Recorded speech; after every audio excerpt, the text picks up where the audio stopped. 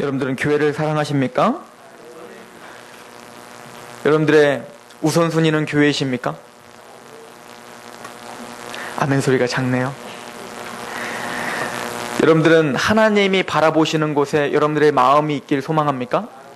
하나님이 기뻐하시는 것을 나도 기뻐하고 싶고, 하나님이 진정 원하는 것을 우리도 원하고 싶고, 그런 정말 신앙에 하나님의 뜻에 맞는, 하나님의 마음에 맞는 그런 귀한 성도들이 되길 소망하십니까? 그렇다면 오늘 말씀을 귀 기울이시길 소망합니다. 하나님에게는 지금 온통 관심이 교회에 가 있습니다. 하나님의 관심은 교회라는 거예요. 이것은 제 말이 아니라 하나님의 거룩하신 말씀이 우리에게 하신 말씀입니다. 에베소서 1장을 잠깐 한번 여러분들이 나중에 참고해 보시면 교회에 대해서 이야기하는데, 예수 그리스도에게 모든 권세와 능력이 다 예수님에게 있다고 합니다. 그래서 모든 만물이 다 예수님에게 무릎을 꿇고 그 예수님을 머리로 삼는 교회를 만드셨다고 해요. 그리고 이 교회는 구원을 받고 하나님 앞에 놀라운 은혜를 체험하고 바로 천국에 가는 것이 아니라 이 땅에 만물 안에 있어서 이 만물을 충만케 하고 이 만물을 완성시키고 이 만물에 하나님의 온통 뜻을 이루는 데에 가장 핵심적인 역할로 하나님은 교회를 사용하신다라고 선포하고 있습니다. 더 나아가서 에베소서 3장에 보면 이 교회를 뭐라고 말하냐면, 이 교회로 말미암아 하늘에 있는 정사와 권세자들, 즉 천사들을 가리킵니다. 그 모든 영적인 권세자들로 인해서 하나님의 각종 지혜를 알려주는 역할을 한다는 거예요.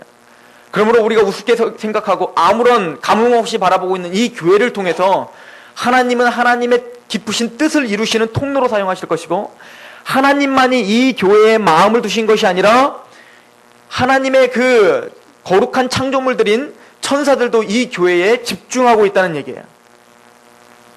베드로전서 1장 12절은 천사들도 우리 교회의 구원과 그 감격과 하나님 앞에 쓰임받는 하나님의 그 마음이 온통가 있는 교회에, 그 교회를 살펴보기를 원한다라고 천사들이 그 강한 갈망함으로 이 교회를 바라보고 있다고 생각합니다. 예수님과 하나님은 이 교회를 애틋한 마음으로 바라보고 있고, 어쩌든 이 교회 가운데 이 교회가 승리하기를 바라보고 있어요. 천사들과 영적 권세자들은 이 교회를 통해서 하나님의 각종 지혜를 발견하고 이 교회를 바라보며 감격스럽게 살펴보기를 원하고 있어요.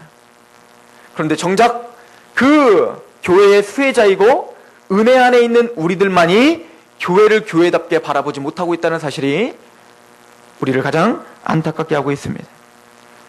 오늘 본 본문은 복음 시대의 교회를 향한 메시지이기도 합니다. 예수님께서 첫 번째 회당에서 설교를 하실 때 이사야서 61장을 들어서 복음 시대의 교회를 설명하는데 사용하신 장입니다. 오늘 시온과 예루살렘, 즉 시온과 예루살렘은 사람들이 모여있는 그냥 단순히 사람들의 도성이 아니라 그곳은 바로 하나님의 도성인 거예요. 하나님이 역사하시고 하나님이 임재하시고 하나님의 존전이 그곳에 있습니다. 하나님의 얼굴과 얼굴을 대면할 수 있는 곳이 바로 예루살렘이요 시온입니다. 하나님의 온통 그 마음은 이 예루살렘과 시온에 가 있어요. 이 예루살렘과 시온은, 하나님의 도성은 사람의 영광을 위해서 만든 것이 아니라 하나님의 영광을 위해서 만든 곳이에요. 성경을 창세기부터 계시록까지 한번 보십시오. 하나님이 하나님의 영광을 위해서 얼마나 힘있게 일하고 계시는지요. 예를 들어서 아브라함이 이삭을 바치러 모리아산에 올라갑니다. 이삭이 볼 때에 모든 것이 다 준비가 됐는데 재물이 없어요. 그때 아버지께 물어봅니다. 아버지요, 왜 재물이 없습니까? 그때 아브라함이 대답한 것을 기억하십니까?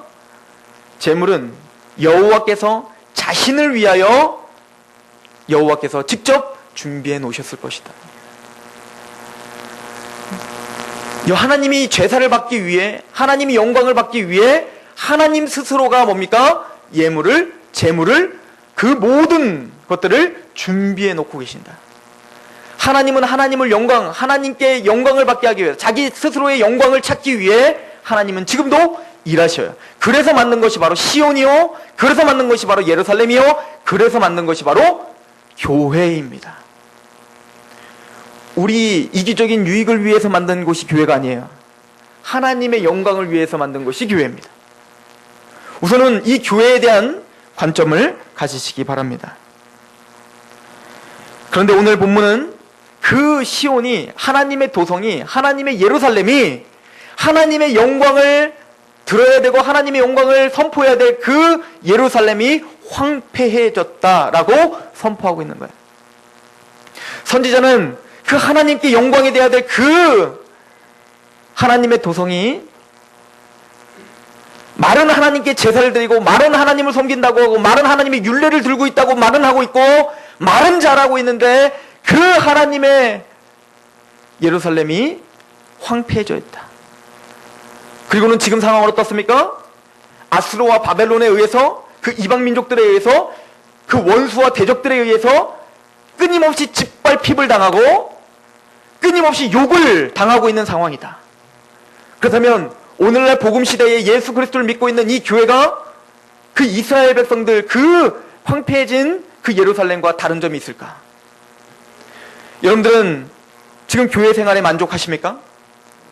여러분들은 이 서산상록교회가 정말 하나님이 원하시는 완벽한 교회라고 생각하십니까?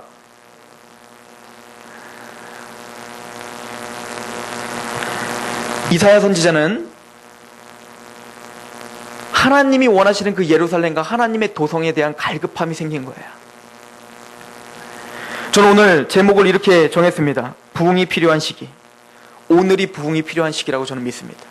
한국 교회에, 저는 지금 서산상록교회가 조금 인원이 많아지고 1000명 되고 10,000명 되는 걸 말하는 게 아니에요. 우리 한국 교회와 전 세계 교회, 하나님의 도성에 대한 이야기를 하고 있는 겁니다. 우리 좀 시각을 크게 가지십시다. 우리는 글로벌한 교회예요. 우리는 협소하게 서산을 위한 교회가 아니라 전 세계를 위한 교회가 될 것입니다. 무슨 얘기냐면 하나님의 마음을 품는 교회가 되길 소망합니다. 여러분들은 어떤 교회가 여러분들의 모델입니까? 어떤 교회를 꿈꾸고 계십니까? 이 서산상록교회가 어떤 교회가 되길 소망합니까? 우리는 하나님의 역사 가운데 주도권을 잡힌 그런 능력의 교회를 직접 체험해보지 못한 사람들이에요. 안타깝게도. 우리는 CTS나 CBS나 그 여러 대중매체를 통해서 또 때로는 큰 교회들이 제시하는 교회상은 바라봤을지 몰라도 성경이 진짜 바라보고 능력으로 역사적으로 하나님이 원하시는 교회를 바라보지 못하는 시대에 살고 있어요. 큰 교회가 10,000명이 모이고 10만 명이 모여서 그 교회가 하는 프로그램과 그 교회의 그 으리으리한 건물은 우리가 부러워할지 몰라도 정작 하나님이 진짜 원하시는 교회에 대해서 부러움이 없고 그에 대한 갈급함이 없고 그 하나님의 원래 원하시는 그 교회의 모습을 우리의 모습으로 비춰봐서 우리가 얼마나 황폐해 있는가, 우리가 얼마나 능력 없이 살고 있는가, 우리가 얼마나 참담하게 교회 생활을 하고 있는가를 발견하지 못하는 사람들이에요. 꼭 이스라엘 백성들이 지금 아수르와 바벨론에서 짓밟힘이 되고 대적들과 원수들에 의해서 짓밟힘이 되고 그 현저히 하나님의 영광을 욕보이고 있는 상황인데도 불구하고 전혀 문제의식이 없는 것처럼 우린 그래서 부흥을 갈망하지 않습니다. 그냥 괜찮다고 생각하는 거야. 내 삶은 괜찮고 먹고 살기 괜찮고 교회 와서 교제도 괜찮고 그럭저럭 말씀도 괜찮고 그럭저럭 우린 괜찮은 것 같은 거야. 그래서 하나님 앞에 간절한 마음으로 부흥을 갈망하지 않는 거야. 이 교회가 하나님의 뜻 가운데 제대로 세워지기를 원하는 그 간절함과 갈망함이 우리에겐 없는 거예요. 이사야서는 지금 그거를 선포하고 있는 겁니다. 아니라는 거예요. 쉬지 말아야 된다는 거예요. 부흥을 위해서 기도해야 된다는 거예요. 제가 그 이유를 설명하겠습니다. 우리가 바라봐야 될 그 모델은 지금 한국엔 없어요. 전 세계에도 찾기 힘들어요. 우린 그거를 지금 갈망하고 있어요. 어떤 교회인지 제가 알려드립니다. 먼저는 모세를 통해서 하나님의 시온과 예루살렘이 형성됐을 때를 생각해 보십시오. 여러분들, 거기에는 무기력이 없었어요. 무기력함이 없었다고요.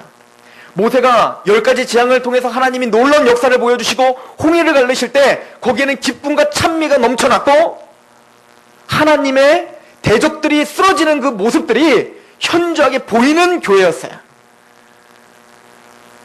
하나님의 임재와 하나님의 섭리가 직접 느껴져서 그 앞에 무릎을 꿇지 않고서는 도저히 할 수 없는 그것이 하나님의 역사였어요.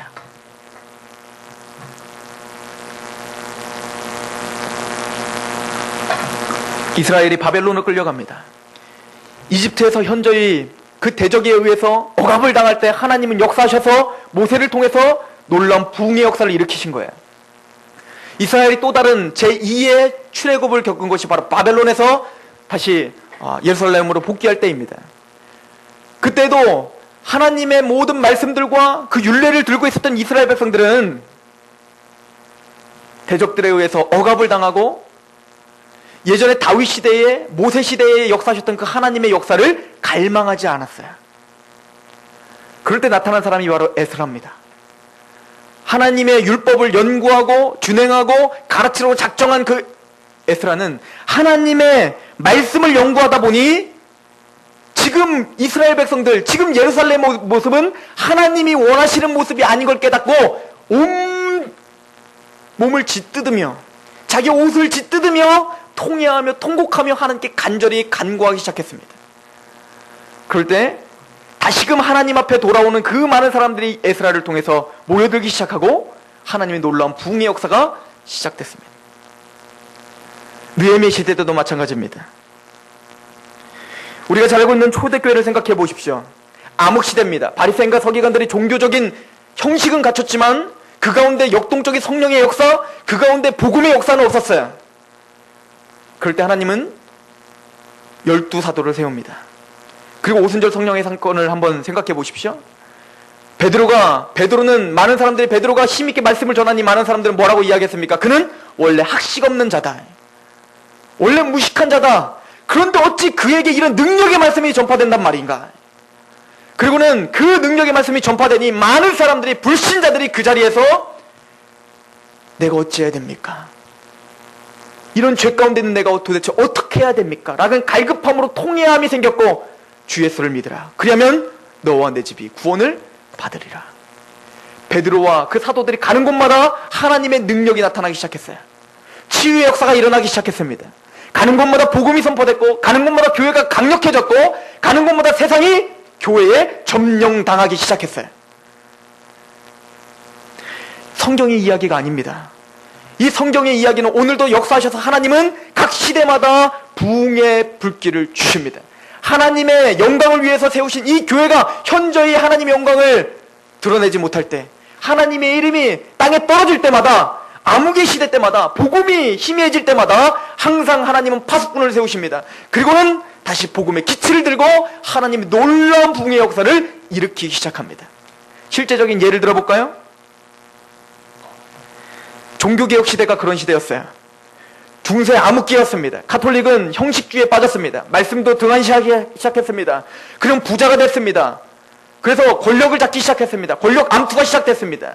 하나님의 말씀과 그 성령의 능력과 역동적인 그 기독교적인 삶을 다 버리기 시작했습니다. 그럴 때 루터가 일어났습니다. 칼빈이 일어났습니다. 어떤 일이 일어났는지 아십니까? 칼빈이 제네바에서 목회를 할 때 칼빈 한 사람, 복음에 휩싸인 한 사람이 제네바에 가서 하나님 앞에 계속 기도하며 말씀을 전파했더니 그 제네바 전체가 기독교화가 됐어요. 술집이 문을 닫았습니다. 실질적인 사회 개혁이 일어났다고요. 뭔가 띠를 두르고 술집을 문 닫자, 음주하자, 음주를 하지 말고 모든 술집을 문 닫자, 이런 운동을 한 게 아니에요. 그냥 복음을 전하고 하나님 앞에 간절하게 그 빛을 들고 일어났더니 실제적인 사회적인 개혁이 일어났어요. 즉 교회가 사회를 점령하기 시작했어요. 흑암이 물러갔습니다. 빛이 들어오매 어둠이 물러가기 시작했어요. 장로교는 그 후예입니다. 우리는 그 칼빈의 가르침을 따릅니다. 그리고는 조지 휘필드와 요한 웨슬리가 100년 후에 나타납니다. 얼마나 하나님의 놀라운 역사가 일어나는지 아십니까? 조지 휘필드가 말씀을 전하면 모든 사람들이 통회하며 회개하는 놀라운 역사가 일어나기 시작했어요. 저는 지금 조지 휘필드의 그 실력을 말하는 게 아닙니다. 하나님의 주도권적인 역사가 있을 때 일어난다는 사실이에요. 조지 휘필드가 하루는 영국에 있다가 미국으로 가는 배에서 그 배의 모든 선원들을 모아놓고 복음을 전하기 시작했어요. 그 모든 선원들이 100% 다 뒤집혀져서 하나님 앞에 회개하며 크리스찬이 되는 놀라운 역사를 체험합니다. 그런데 어떤 일이 벌어지는지 아십니까? 옆에 지나가던 배가 있었어요. 휘필드가 막 복음을 전하는데 옆에 지나가던 배가 그 찰나에 복음을 듣고 거기서도 복음의 부흥이 일어나기 시작했어요. 이게 사람이 할 수 있다고 생각하십니까? 요한 웨슬리는 영국에서 하나님의 말씀을 전파하는데 수천 명이 모여서 하나님의 말씀을 듣습니다. 그런데 갑자기 우박과 비가 떨어지기 시작하는 거야. 그런데 몇 시간 동안 우박과 비를 그대로 맞으며 하나님의 말씀에 임재 앞에 압도당해서 그대로 그 말씀 앞에 서 있을 수밖에 없는 그런 놀라운 부흥의 역사가 일어났습니다. 웨일즈에서 100년 후에 또 부흥의 역사가 일어났습니다. 웨일즈 전체가 기독교 도시가 되어버렸어요. 웨일즈는 광산업이 발달된 곳이라고 합니다. 그곳에서 광산업을 할 때는 말들을 통해서 뭔가 석탄을 캐고 이렇게 하는데 그 말들을 조련할 때 항상 쓰는 명령어가 모두가 다 욕이래요. 욕. 그런데 웨일즈의 대부분 복음이 들어가니 한 교회가 제대로 서니 모든 그 도시가 마비가 되기 시작했어요. 왠지 아십니까? 광산업이 되지 않는 거예요. 감히 입 밖으로 욕을 할 수가 없었던 겁니다. 많은 사람들이. 흑암이 물러가기 시작한 거예요. 이게 부흥입니다. 여러분들 이런 거 체험하고 싶지 않습니까? 여러분 이런 진짜 놀라운 하나님의 역사는 살아있는 거예요. 우리나라에는 그런 부흥이 없었습니까? 웨일즈 대부흥이 일어났고 1905년도입니다. 그리고 그 웨일즈 부흥을 본 많은 한국 사람들이 이 땅 가운데도 이 흑암 가운데 있는 이 땅 하나님의 복음이 들어와 있지 않는 이 땅 정말 하나님의 복음이 힘있게 전파해야 될 이 땅 하나님 제발 이 부흥의 불길 하나님의 놀라운 능력 복음의 능력이 이 땅에 있길 소망합니다. 기도하는 사람이 생기기 시작했습니다. 그리고 원산에부터 시작하고 평양에 대부흥이 일어났습니다. 1907년입니다. 평양시 전체에 많은 사람들이 복음을 듣고 회개하며 통회하는 역사가 일어났습니다. 그리고는 주일날 불신자들도 상점을 닫지 않을 수 없게끔 됐어요. 왜요? 안 되니까요. 모두가 다 예배를 드리고 모두가 다 주일날을 하나님 앞에 온전히 드리는 도시가 돼버린 거예요. 그럼 많은 선교사들은 그 평양을 바라보면 뭐라고 이야기했는지 아십니까? 동양의 예루살렘이라고 말했어요. 그 1907년도는 한일합방이 일어났던 그 시기입니다. 나라가 뺏기고 모든 주권이 뺏겼을 때 하나님은 영적인 주권을 회복시킨 거예요. 여러분들 이 갈망이 있으셔야 된다는 거예요. 우리가 갈망하는 부흥은 하나님의 능력의 역사를 보고자 하는 부흥이에요. 여러분들 우리는 할 수 없어요. 우리는 내 자녀 하나도 변화시킬 수 없는 사람들이에요. 우리는 한 사람도 제대로 변화시킬 수 없는 사람들이에요. 그래서 성령님의 부흥이 필요한 거예요. 그래서 하나님의 부흥이 필요한 거예요. 이 교회에 정말 하나님의 놀라운 임재 가운데 그 대적들에게 눌림을 당하는 것이 아닌 대적들을 점령하는 그런 강력한 하나님의 놀라운 부흥이 이 교회에 필요한 것입니다.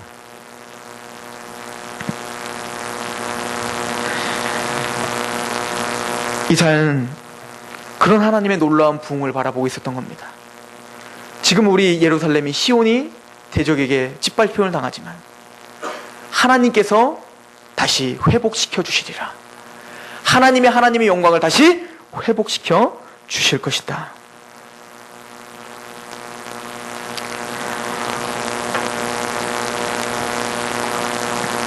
그러나 각 시대에 부흥의 시대에 있었던 가장 중요한 필수 요소는 파수꾼이 반드시 있다는 것입니다. 여러분, 주님의 나라에 갔을 때 이 교회를 위해 얼마나 기도를 했느냐 물어봤을 때 여러분들은 할 이야기가 있습니까? 얼마나 우선순위를 두고 하나님이 마음에 품고 있는 이 교회를 가슴을 찢으며 기도했냐고 물어봤을 때 하나님 앞에 이야기거리가 있어야 되지 않겠습니까? 오늘 말씀을 보십시오. 이사야서 62장은 6절에 이렇게 말합니다. 예루살렘이여 내가 너의 성벽 위에 파수꾼을 세우고 그들로 하여금 주야로 계속 잠잠하지 않게 하였느니라. 너희 여호와로 기억하시게 하는 자들아 너희는 쉬지 말며 또 여호와께서 예루살렘을 세워 세상에서 찬송을 받게 하시기까지 그로 쉬지 못하게 하라. 언제까지 쉬지 못하게 하라? 이 교회를 통하여 하나님이 영광 받으실 때까지 쉬지 않고 교회를 위해서 기도하라는 거예요. 너무 재밌는 거 아십니까? 한국 교회는 기도했어요. 언제까지 딱 기도했는지 아십니까? 생전 부흥을 위해서 기도하지 않다가 2006년도서부터 기도하기 시작했어요. 그리고 언제 피크를 딱 찍었냐면 2007년도에 어게인 평양 대부흥 그러면서 엄청나게 무슨 막 큰 집회를 열고 막 무슨 세상을 잡아먹을 듯이 막 기도를 하고 난리를 피웠습니다. 그런 2008년도가 도래했습니다. 그 누구도 부흥을 외치잖아요. 부흥은 이벤트가 아닙니다. 하나님은 100년의 주기로 정말 부흥의 역사가 일어났던 건 사실입니다. 근데 하나님이 1907년도에 부흥이 일어났으니까 하나님 2007년도에 꼭 일어나야 됩니다. 이런 법이 있는 겁니까? 그건 누가 만든 겁니까? 부흥은 슬로건이 아닙니다. 부흥은 하나님의 마음이에요. 그리고 부흥은 한번 빡세게 기도했더니 안 이루어졌다고 놓는 것이 아니라 파수꾼은 어떤 사람이라는 거예요? 쉬지 말고 이루어질 때까지 기도하라. 그때 부흥이 일어나는 거예요. 제가 보기엔 진짜 하나님의 마음을 품고 교회를 위해서 진짜 제대로 된 부흥을 위해서 간구하는 사람들을 찾고자 하나님은 2007년도에 부흥을 안 이루어졌다고 믿습니다. 지금이 기회예요. 지금입니다. 여러분, 교회를 위해서 기도합시다. 이 교회에 이 서산 상록교회뿐만 아니라 정말 하나님의 교회가 이단들에게 계속 짓밟힘을 당하고 세상에게 욕을 당하고 마음을 찢어야 때예요. 하나님의 마음을 품고 이 교회를 위해서 마음을 찢을 때예요. 이 교회에 정말 하나님의 놀라운 임재와 하나님의 놀라운 능력이 세상을 잡아먹을 만큼 그런 능력의 역사가 이 교회에서 일어나야 된다고 하나님께 부르짖을 때예요.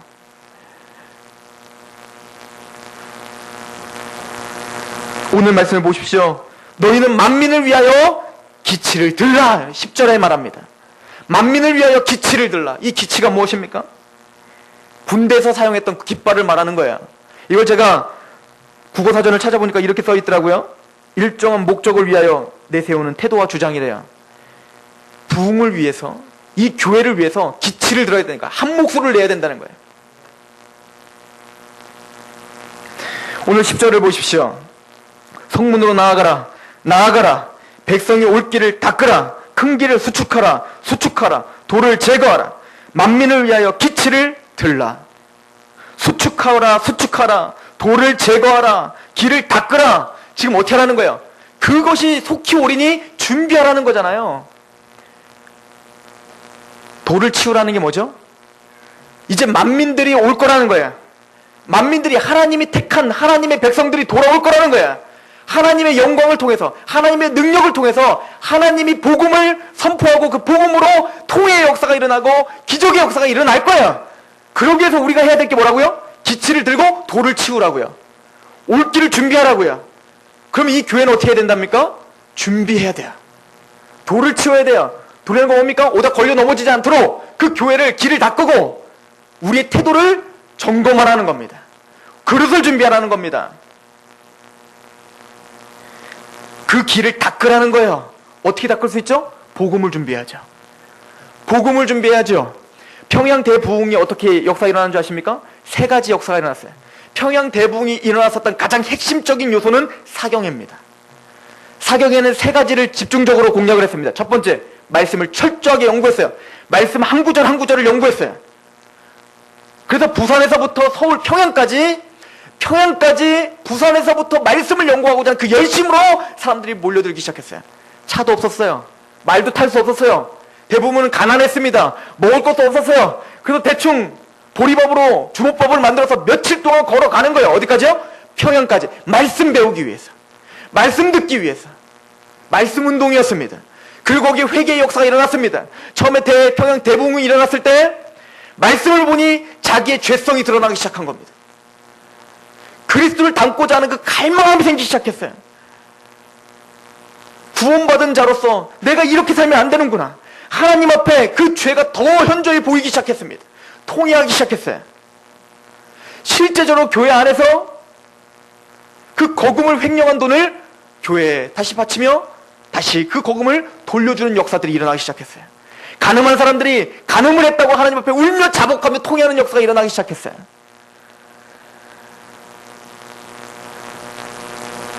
여러분, 이런 역사 체험하고 싶지 않습니까? 능히 세상에 감당치도 못하는 교회의 능력이, 복음의 능력이 나타나는 그 교회, 저는 그거 소망해요. 다른 거 모르겠어요. 그거 보고 싶어요. 여러분들 평생 그거 한번 보면 정말 소원이 없지 않겠습니까? 정말 그런 하나님이 원하시는 그 교회, 복음을 들고 정말 힘있게 사역하는 그 교회, 그런 교회 한번 지어보고 싶지 않습니까? 모르겠어요. 하나님이 이 교회를 쓰실지 모르겠지만 저는 이 교회가 그런 교회가 되기를 갈망하고 쉬지 않고 기도하기로 작정했습니다. 여러분들도 그렇게 한번 기도해 보시지 않겠습니까?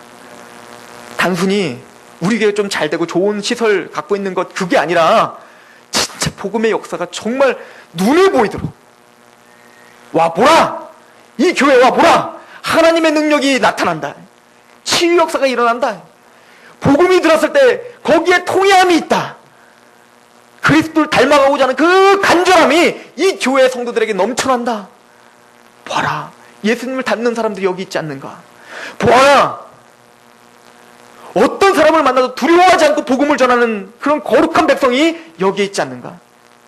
먹든지 마시든지 무엇을 하든지 하나님의 영광을 위해서 몸부림을 치는 귀한 하나님의 도성이 여기 있지 않는가. 여러분들, 이거 만듭시다. 1년이 됐지, 한 달이 될지, 10년이 될지, 20년이 될지 몰라요. 우리 김종익 장로님 주님의 나라 가기 전까지 만듭시다. 전 복음이 있기 때문에 가능하다고 생각해요. 순수한 마음이 있기 때문에 가능하다고 생각해요. 말씀을 듣고 그 말씀에 감격하여 하나님께 회개를 기도하며 그 말씀에 감격하여 어쨌든 전도하지 않으면 안 되는 그 상황이 되는 성령의 강권적인 역사로 우리가 하나님을 바라는 그런 교회, 이 교회가 되길 소망합니다. 하나님이 이렇게 될 때 이방인들에게서 우리를 찬송을 받게 할 것이다. 이게 초대교회 때 일어났던 일이죠. 마음을 다하여 하나님을 찬미하며 온 백성으로 향하여 칭송을 받으니 날마다 구원 얻는 자들을 더하시더라. 단순히 숫자가 늘어나는 것이 아니라 구원받는 하나님의 사람들이 늘어나는 그런 교회가 되길, 그때까지 쉬지 않길 기도합니다. 기도하겠습니다.